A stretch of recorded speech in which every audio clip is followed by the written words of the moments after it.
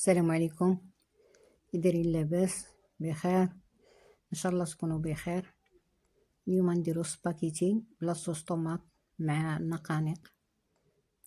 عندي مقرونيه سباكيتي ديال القمح الكامل، بصله مشلضه، ثومه، كزبر ومعدنوس، قبيطه، ورقه سيدنا موسى، نقانق، صوص طوماط، العطريه، الملح والكمون الخرقوم، قزبر كارم والهريسه في بلاصه البزار. اللي ما بغاش يدير البزار يديره.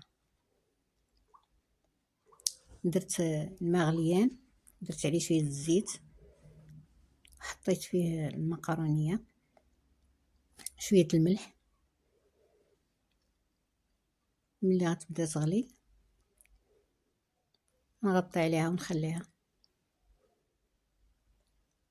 نمشي نصوب الصوص. درت شويه الزيت سخن، حطيت عليها البصله والثومه باش تشحر.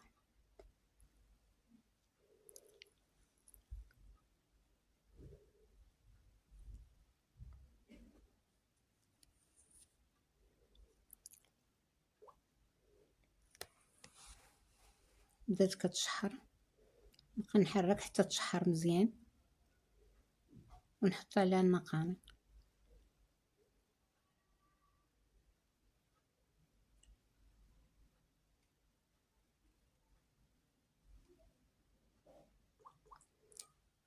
قبل ما نحطهم تقبتهم بواحد العويد اولا بشي حاجه هكا، جوج تقيبات، وما قطعتهمش باش ما يتفرقعوش وما يتحلوش.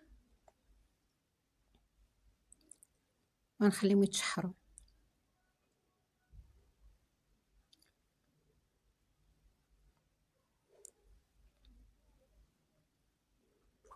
حتى يتشحروا مزيان. عاد ندير لهم العطريه.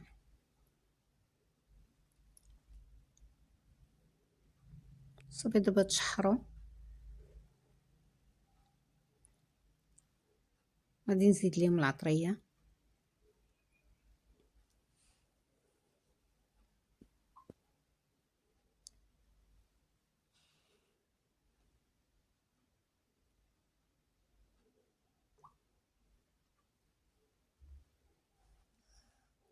ونحركهم مزيان.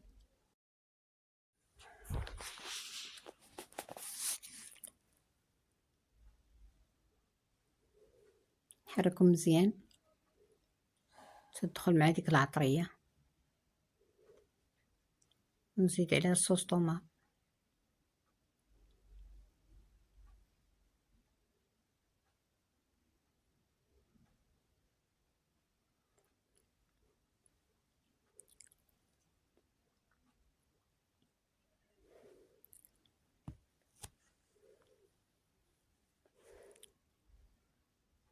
نقلبهم مزيان، نحركهم،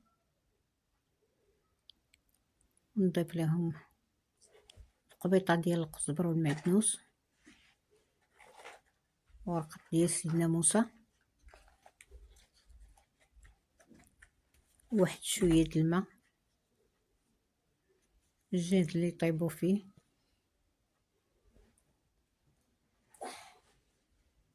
صافي نقص عليه العافيه، نغطي ونقص عليه العافيه.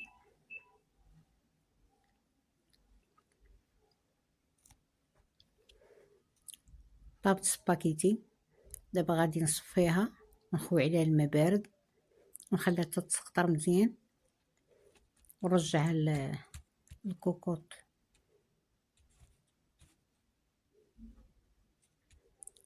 ملي رجعتها ضفت ليها الزبده، واحد 2 معالق تقريبا. هاد سباكيتي من النوعيه اللي ما كطيبش دغيا، نوعيه مزيانه. انا سديت عليها في الكوكوط حتى طابت.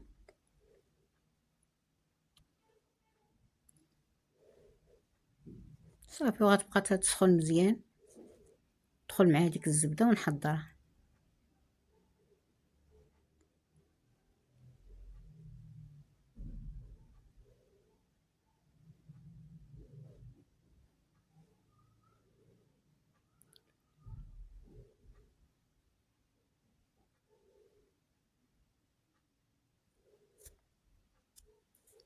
اخترناها وكان الشكل النهائي ديالها هو هذا.